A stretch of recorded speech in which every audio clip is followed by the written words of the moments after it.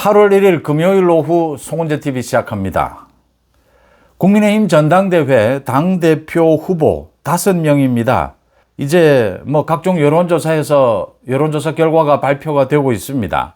지금 현재로 1위를 달리고 있는 것은 역시 국민의힘 지지층을 대상으로 했을 경우에 김문수, 그 다음 장동혁, 그 다음 조경태, 주진우 이런 순서입니다. 그래서 만약에 1차 경선에서 과반 획득하는 후보가 나오지 않는다면 결선 투표로 2명이 올라가게 될 텐데 그게 김문수, 장동혁이 되지 않겠느냐. 이제 당 개혁을 부르짖는 소위 제가 보기에는 당 분열입니다. 그쪽에는 조경태가 가장 유력하다. 조경태가 결선 투표까지 갈 수 있을 것이냐.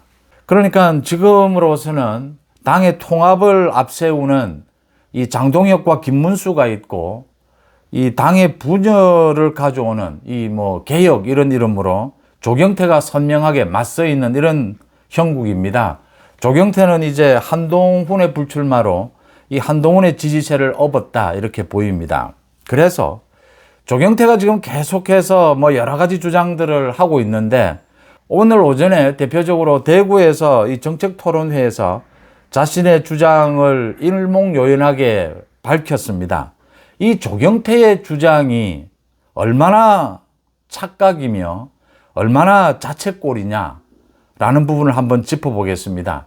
그러니까 한동훈의 지지세를 모으려고 하는 부분도 있을 것이고 결과적으로는 조경태는 지금 이 당권 경쟁에 나선 것인지 자신이 부산에서 이제 6선 의원인데 7선에 도전하는데 도움이 되는 그런 또 자기 정치, 자기 계산을 하는 것인지 그 부분을 한번 짚어볼 필요가 있습니다. 왜냐하면 조경태의 이 주장이 한동훈이나 안철수의 주장과 거의 전체가 이렇게 모여있는 부분이다.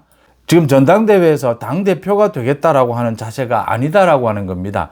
그러니까 오늘도 이 정책토론회에서 대구에서 이런 이야기를 했습니다. 자기가 계속 이야기하는 겁니다. 윤 대통령을 지키자라고 나섰던 45명입니다. 국민의힘 이 의원 45명을 모두 탈당시키자, 징계를 하자. 여기에 대해서 주진우를 비롯해서 반대를 하죠. 지금 107명이 있는데 이 사람들을 모두 탈당시키면 개헌 저지선이 무너진다. 개헌 저지선뿐만 아니라 국회의원 제명선까지 무너지게 되는 겁니다. 그래서 지금 인적 쇄신에서도 이 탈당은 절대 안 된다라는 부분에 대해서 지금은 개헌 저지선이 중요한 것이 아니라 이 45명을 쫓아내서 국민들의 지지를 받게 되면 그게 더 강력한 야당이 될 수 있는 길이다. 이런 주장을 했습니다. 조경태는 지역구 관리도 잘하고 국민의힘에서 가장 다선 의원입니다. 6선 의원이고 정치적 계산이 빠릅니다. 제가 20대 조경태가 우통을 벗고 모두 다 숨기지 않고 보여주겠다라고 하면서 우통을 벗고 출마할 때부터 조경태를 알아왔는데 이 조경태가 이런 주장, 좀 얼토당토하는 이런 주장을 하는 이유는 자기 정치, 자기 계산이다. 이렇게 밖에는 볼 수가 없습니다. 지금 45명을 탈당을 시켜서 조경태 이야기는 탈당을 시켜도 이재명 쪽으로 가겠느냐 이런 소리를 하고 있습니다. 탈당까지 시키면 이건 45명이면 분당이 되는 겁니다. 그러니까 지금 바깥에서 홍준표나 이준석 모두 특검 수사 대상들입니다. 그런데 국민의힘 망하기만을 기다리고 있습니다. 국민의힘을 대체할 정당이 생길 수 있느냐. 현실적으로 국민의힘이 마음에 들지 않는다. 정말 국민의힘이 해산해야 된다. 이런 주장은 할 수가 있습니다. 국민의힘이 바뀌어라 라는 목소리입니다. 현실적으로 국민의힘을 대체할 정당은 생겨날 수가 없습니다. 제1은 돈 때문입니다. 요즘은 이 돈이, 정치 자금이 굉장히 중요합니다. 두 번째, 국민의힘으로 모여있는 이 당원들, 이 지지층, 이건 무시할 수가 없습니다. 이 이준석이 사그라드는 것을 보면 홍준표가 저렇게 폐악질을 해도 아무런 관심을 끌지 못하는 것을 보면 알 수가 있습니다. 국민의힘이 잘 못하니까 해산될 정도로 각오를 갖고 개혁을 하라라고 나무랄 수는 있지만 국민의힘을 정말 없애버리자, 완전히 분당을 하자, 이건 비현실적입니다. 이건 이재명 좋은 일만 시키는 겁니다. 민주당 좋은 일만. 어떻게 개헌 저지선이 무너지는데 그것보다 지금 지지율을 끌어올리는 것이 더 급선무다. 중도로의 확장이 더 급선무다. 이런 무책임한 주장을 할 수가 있습니까? 그러니까 지금 이 조경태식으로 45명을 모두 쫓아내고 뭐 인적 쇄신을 하고 그러면 지지율이 민주당을 앞서갈 수 있습니까? 지지율이, 국민들의 지지율이 그렇게 간단하지 않습니다. 중도로의 확장 필요하죠. 그런데 전통적인 지지층마저 이 뭉쳐내지를 못하는 상황에서 중도로의 확장이 얼마나 가능하겠습니까? 얼마만큼. 이 조경태가 그냥 무책임하게 자기 정치, 자기 계산하고 있는 것입니다. 조경태가 또 이렇게 이야기합니다. 국민의힘의 주진우를 비롯해서 장동혁 등이 초등학생이나 중학생 수준도 안 된다. 이 뭐 법률 전문가들이 그런 수준이다. 윤석열 대통령이 계엄을 한 것은 이건 내란 행위였다. 이건 위헌이고 불법이었다. 그래서 헌법재판소에 의해서 탄핵을 당한 것이다. 그런데 초등학생이나 중학생도 계엄은 뭐 전시 상황이거나 사변이 일어났을 경우에 계엄을 하는 것인데 이 법을 전문으로 했다라고 하는 장동혁이나 주진우가 이런 내용도 모르느냐라고 했습니다. 제가 보기엔 거꾸로 조경태가 초등학교, 중학생 수준입니다. 지금 그런 이야기를 합니다. 제가 당 밖에서 국민의힘에 대체할 정당은 절대 나올 수가 없습니다. 또 국민의힘에 지금 당 전당대회를 거치고 나면 이 뭐 탈당하는 사람 분당이 일어나느냐 절대 일어나지 않습니다. 그래서 여기에서 정말 통합을 바라는 국민의힘 그쪽의 후보가 당대표가 되어야 한다. 그래서 지금 분열을 하고 있는 사람들을 제압해야 한다. 뭐 이것저것 다 쫓아내면 기분은 다 쫓아내고 싶지만 다 쫓아내면 이 뭐 누구와 같이 보수우파 국민의힘 정당을 꾸려 나가겠습니까? 반 이재명이라면 다 뭉쳐야 합니다. 정말 도려낼 정도로 제압을 해야 된다라는 의미고요. 이 조경태가 지금 초등학생 수준입니다. 계엄이 부적절했다라고 해서 그게 곧바로 내란이 되는 것은 아닙니다. 내란 혐의가 되는 것은 아닙니다. 헌법재판소는 정치재판입니다. 지금 재판이 진행 중에 있습니다. 기다려볼 일입니다.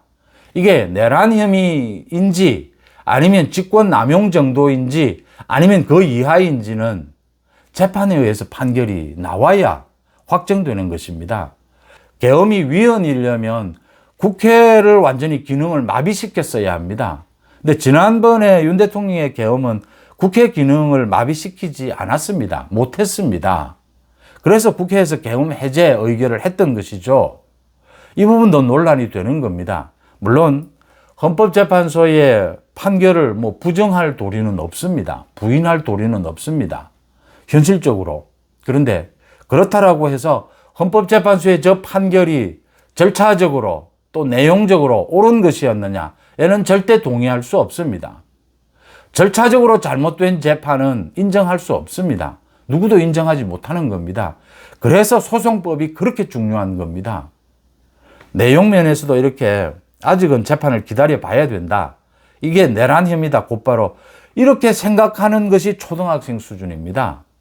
그리고 조경태가 계속 이야기를 합니다. 전환길에게 좌우될 수 있느냐, 뭐 좌지우지되는 전환길이 영향력을 행사하는 이 전당대회가 정상이냐라고 했습니다. 전환길은 그냥 유튜브일 뿐입니다. 또 윤 대통령 지키기 윤 어게인의 강성 발언을 한 사람입니다. 전환길에 대해서 동의하는 부분이 있다 하더라도 굉장히 제한적일 겁니다. 전환길을 이렇게 키우고 전환길을 이렇게 무슨 대단한 이 전당대회에 영향력을 행사하는 것처럼 만든 사람은 한동훈이고 조경태입니다. 전환길은 그냥 유튜브일 뿐입니다. 강성 주장을 하는 그런 한 당원일 뿐입니다. 이 지금 전환길을 이렇게까지 키운 건 자기들입니다. 왜 그랬을까요? 전환길을 이렇게 키우고 때리면서 자기들 지금 색깔을 분명하게 하고 이 장동혁, 김문수, 전환길을 비호한다라고 하면서 공격하기 위한 것이었죠. 이 눈에 보이는 계산들 아닙니까? 전환길이 영향력을 이렇게 행사할 수 있도록 한 건 자기들입니다. 조경태고 한동훈입니다. 한동훈에 대해서 한동훈이 잘했다. 조경태가 또 이렇게 이야기를 했습니다. 한동훈 지지층을 자기가 끌어안기 위해서. 당은 언제나 주류, 비주류가 있는 것입니다. 정치 노선에 있어서도 지금 탄핵 찬성, 탄핵 반대라고 하는데 탄핵 찬성, 탄핵 반대 당원들이 나뉘는 것이죠.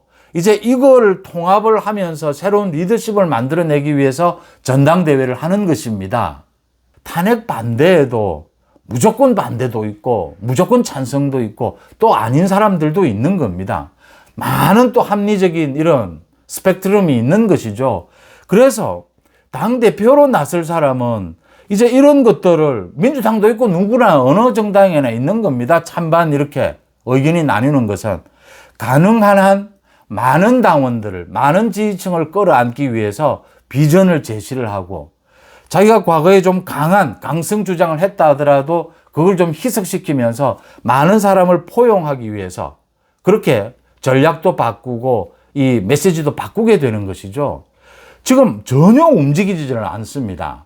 그러니까 제가 보기에는 장동혁이나 김문수는 이렇게 많은 사람들, 보다 많은 개혁을 혁신을 주장하는 그런 당원들의 주장도 끌어안기 위해서 자기의 메시지를 많이 바꿉니다. 조금씩. 원칙을 저버리지 않는다면 이렇게 변화하고 있습니다. 그런데 변하지 않는 사람들입니다. 조경태, 이 한동훈 마찬가지입니다. 계속해서 절반을 쫓아내자, 당을 완전히 갈아엎자, 당명도 바꾸자, 이런 식입니다. 말이 하나도 바뀌지를 않습니다. 이 사람들은 당대표의 뜻이 있는 것이 아니고 자신들의 정치적 이익, 정치적 계산을 하고 있는 사람들이다. 그래서 저는 이런 식으로 가는 것은 조경태는 이 당대표 후보의 자격이 없다. 안철수는 그래도 조금씩 바뀌려고는 하고 있습니다. 결선 투표 또는 1차 경선에서 장동혁이나 김문수로 압도적으로 과반 이상의 이 득표를 할 수 있도록 지지가 몰리게 될 것이다. 이렇게 봅니다. 그러니까 지금 조경태, 안철수는 이 전당대회에 나와서 자기 생각과 반대되는 사람이라 하더라도 그 사람들을 설득하려고 해야 되는데 전혀 그런 자세가 아닌 겁니다. 그래서 이건 조경태의 오판이고 자책골이다. 이렇게 읽을 수가 있습니다. 대비되는 모습으로 김문수와 장동혁은 다시 변화를 하고 있습니다. 보다 많은 당원들을 설득하기 위해서 자기와 생각이 다른 사람이라 하더라도 모두 국민의힘의 당원들이지 않습니까? 모두 국민의힘의 지지층이지 않습니까? 이재명과 싸워야 하고 저 이재명 정권을 끝장내라라고 생각하고 있는 합리적인 국민들 아닙니까? 그 국민들을 갈라치기 위해서 분열을 일으켜서 도대체 그런 전당대회를 왜 합니까? 그 부분을 짚습니다. 8월 1일 송은재TV 마칩니다. 고맙습니다.